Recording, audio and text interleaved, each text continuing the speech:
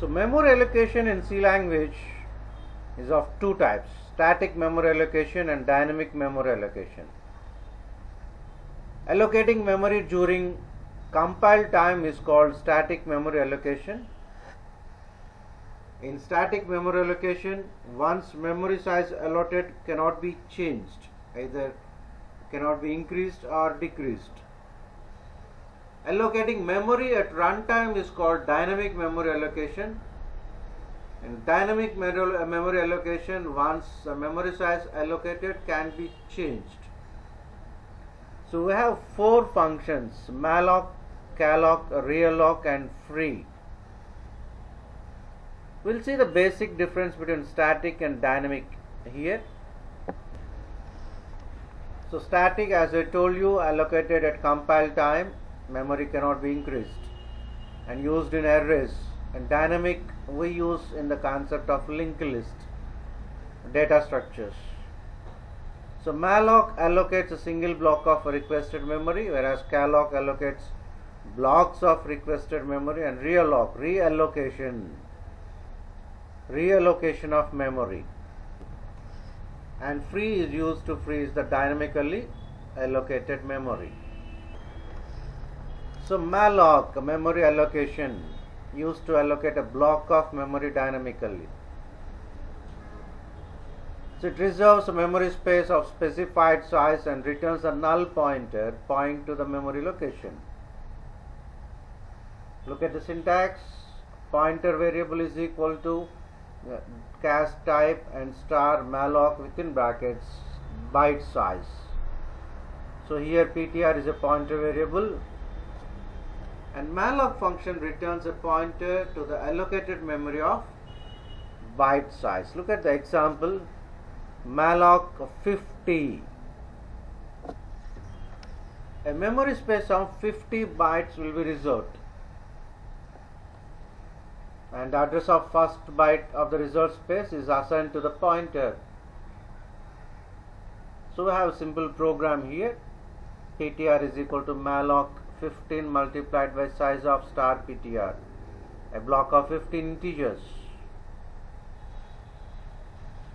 and we are just assigning some value to one of the elements. Plus 5 here is nothing but sixth element. Star of ptr plus 5 is equal to 480. So we are assigning 480 to the sixth integer. So look at number 1. Size of star ptr was used instead of size of int.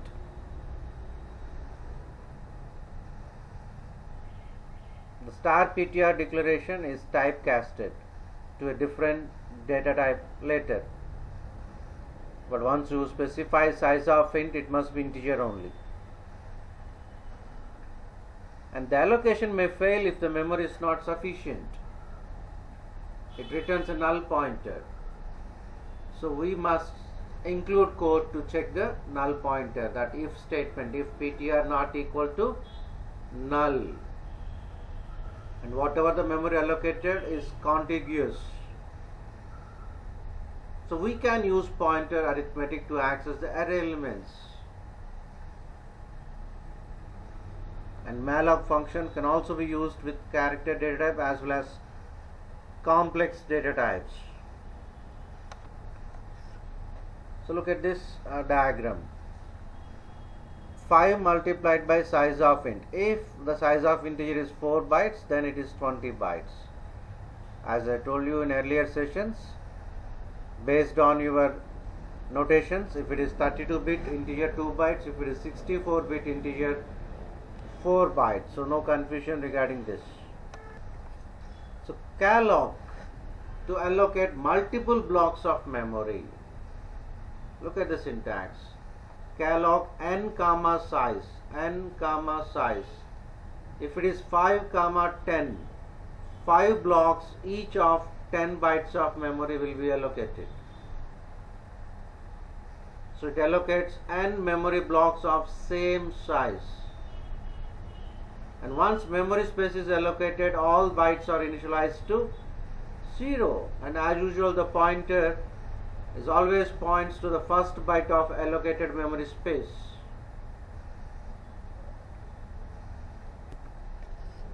A simple demonstration program. So we are calculating the sum of first 10 terms. Check out the loop. Calloc 10 comma size of int. If PTR is equal to null, then memory is not allocated. We need to check this condition each and every time.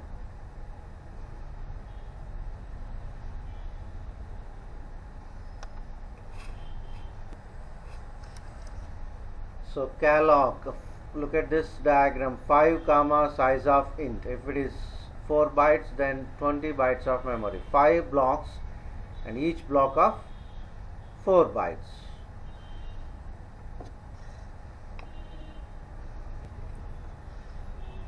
The memory for variables is automatically deallocated at compile time, that is in static memory allocation.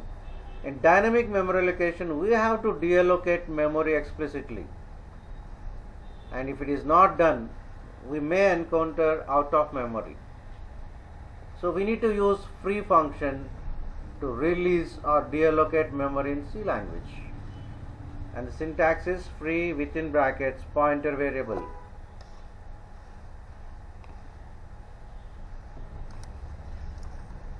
So look at this, we have two pointer variables, PTR and PTR1, and look at n is equal to 5, entered number is 5, and we are allocating memory using a malloc. So PTR and again PTR1.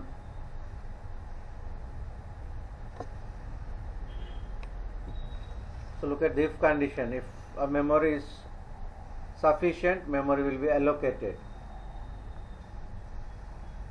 So free within brackets PTR and free within brackets PTR 1.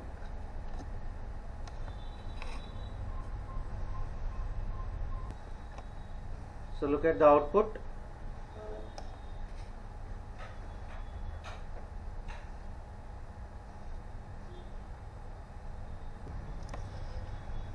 So look at the diagram, free.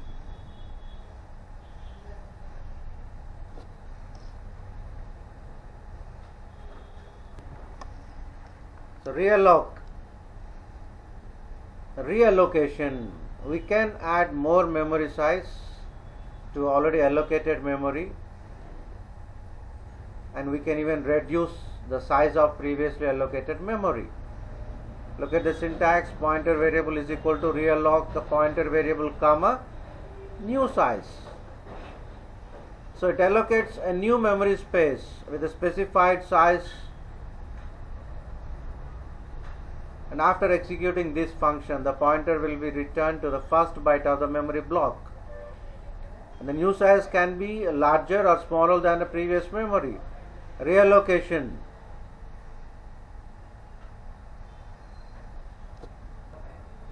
A simple demonstration program. Look at PTR is equal to char star malloc of 10. There we allotted 10 bytes of memory, and realloc PTR comma 20.